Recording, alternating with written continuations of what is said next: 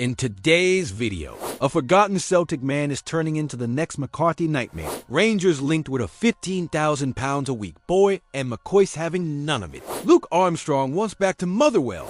Celtic are ready to splash £13.5 million on a striker Gravesen loves. And Rangers brace for a massive showdown with Athletic Bilbao in Europe. Make sure you're subscribed to the channel so you don't miss a single update from our beloved Scottish football.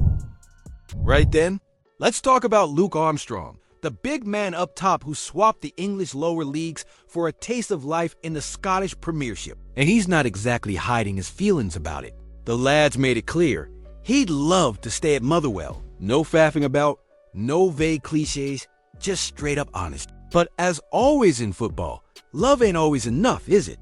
Armstrong's on loan from Carlisle United, and while he's only bagged 2 goals and 8 for the Steelmen so far, he's been giving it his all, running himself into the ground, pressing high, linking up play, and basically doing everything except scoring every week. Not exactly Holland numbers, but Michael Wimmer sees value in the graph. The gaffer didn't quite say we're desperate to keep him, but he did have Armstrong's name on that list, the list of players he wouldn't mind seeing back at Fir Park after the summer. Thing is, Armstrong's under contract with Carlisle until the summer of 2027. That's 3 more years in the books down in Cumbria, unless something dramatic happened. And knowing Carlisle's roller coaster ride this season, whether they're in League 2 or down in the National League next term, could make all the difference. Let's not forget, this is a guy they signed from Harrogate in a record deal, and now, less than a year later, he's out on loan because the last head coach didn't fancy it. It's a bit like buying a fancy coffee machine, then deciding you're sticking with instant. Now Mark Hughes, or whoever ends up steering the Blues, has to decide if Armstrong's worth keeping or cashing in. Meanwhile, Armstrong just wants to crack on, finish strong with Motherwell, and see what the summer brings. Sounds fair, doesn't it? If Luke Armstrong really wants to stay at Motherwell, should the club spend big to make it happen, or is 2 goals and 8 just not enough to justify breaking the bank for a loanee? The curious case of Anthony Ralston, a story that starts with promise and now has more cobwebs than a trophy cabinet in Govan. Let's be honest, for a while, Ralston was looking like one of those proper Celtic DNA lads. Came through the academy, threw himself into tackles like he was trying to impress Roy Keane, and even chipped in with the odd goal or assist. There was a time not long ago when fans thought he might be the long-term solution at right back. Fast forward to now, and he's slipping into the shadows faster than a dodgy VAR decision at Tynecastle. This season, 5 league starts. That's it. For a lad pulling in around £728,000 a year, that's a hefty fee for a very comfy seat on the bench. Or worse, the stands. And just for a bit of added spice, he's earning more than players like Nicholas Coombe and Kasper Schmeichel, lads who are actually on the pitch doing something. And then there's the James McCarthy comparison. Oof. That one stings. Celtic fans still wake up in cold sweats thinking about how long the Irishman's been on the books without kicking the ball. Removed from the website, absent from team photos, yet still rumored to be raking in wages like he's playing every week. Now, Ralston's career graph is starting to look eerily similar. Fewer appearances, high wages, and little to show for it. To be fair to him, he's not past it. He's not 34. But when your game time's drying up faster than a Scottish suntan, questions have to be asked. Do you hold on for sentiment? Or do you clear the decks and make room for players who are actually influencing matches? Should Celtic finally cut ties with Anthony Ralston this summer? Or does loyalty to academy players still matter when silverware's on the line?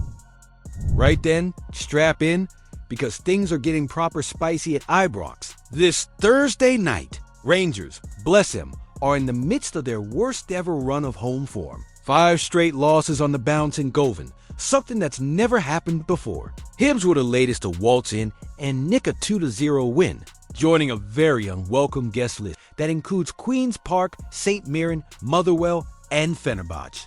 The Turkish side at least got knocked out on pens, but still not exactly Fortress Ibrox, is it?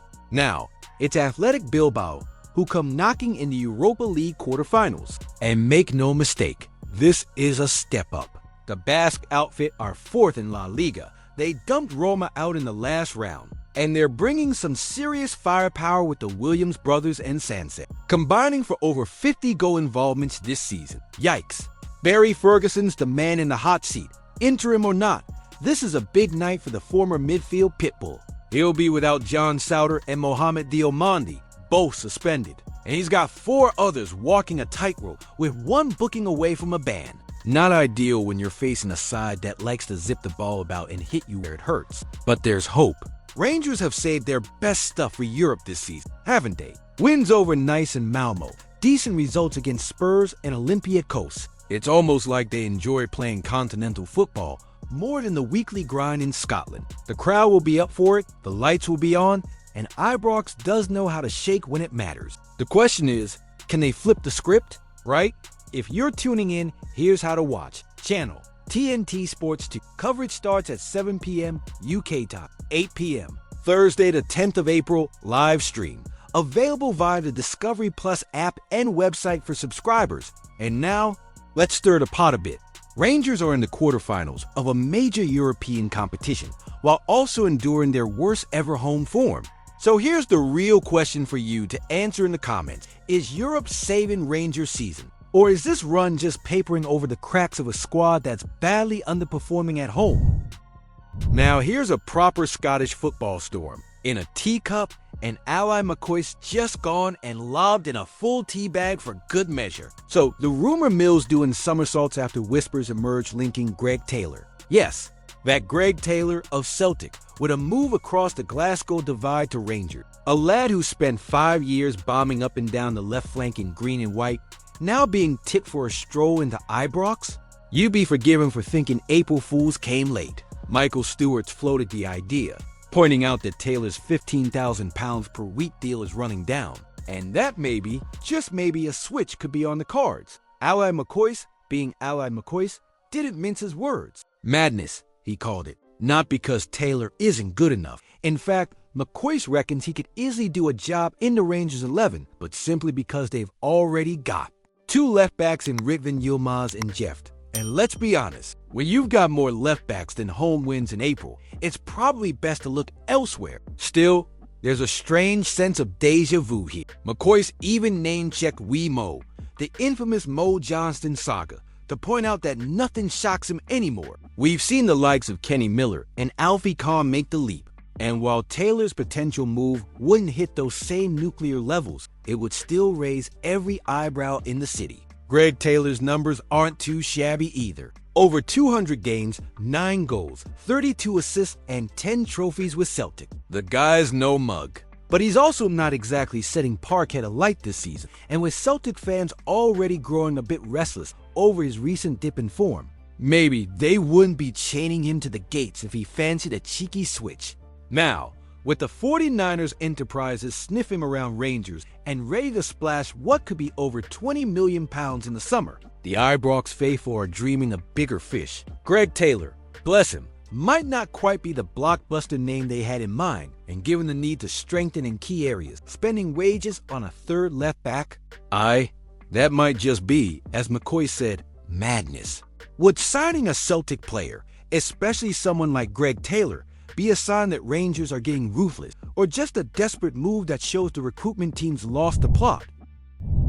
I'll run another transfer window on the horizon, and you know what that means. Brendan Rodgers is polishing his checkbook, Parkhead's fax machine is about to overheat, and Matthias Grisgarden is back in the gossip columns like your mate, who keeps texting his ex after a few pints. Yes, the Danish goal machine from Brøndby, who's already dodged more. Celtic offers and a dodgy striker dodges sitters is firmly back on the radar. And this time, the buzz is serious. 17 goals and 5 assists in all competitions? That's no fluke. That's a forward who's not just warming up, he's arrived. Grisgarden, who's only 22, can play through the middle or drift in from the left, which makes him a perfect fit for Brendan's ever-shifting attacking jigsaw. Think a younger, sharper, less chaotic version of whatever days and made is on. And that's saying something. Plus, he's earned praise from Thomas Gravesen himself. Now, we don't always take football advice from a man who once tried to body Zidane in a Real Madrid training session. But hey, when he calls you skilled, you're clearly doing something right. But here's the kicker. Brøndby want £13.5 million for him. That's not just Celtic testing the waters with a cheeky $6 million and a few add-ons. That's proper Champions League money. It's a level of investment we don't usually see at Lennoxtown unless they're selling someone first. And the plot thickens because Sporting Lisbon and Eintracht Frankfurt are circling too. These are no mugs. They've got budgets, scouts, and European football to offer. So if Celtic are serious, they'll need to move fast, splash the cash, and probably sweet-talk Visgarden's agent harder than a karaoke singer trying to impress on a first date. Let's not forget, they've already had offers knocked back in January, straight from the chairman's mouth. Brøndby made it crystal clear, not now, but the summer? Well, that's a different story. The Danes are open to business when the time and money is right. If Celtic cough up £13.5 million for Visgarden, would it be a bold Champions League level move? Or a massive gamble on a player who's never kicked the ball outside Denmark? Comment below what you think about the news. Don't forget to leave a like on the video to help me out. I post videos every day talking about our Scottish football, so if you're not subscribed, you're missing out on the latest news. See you soon.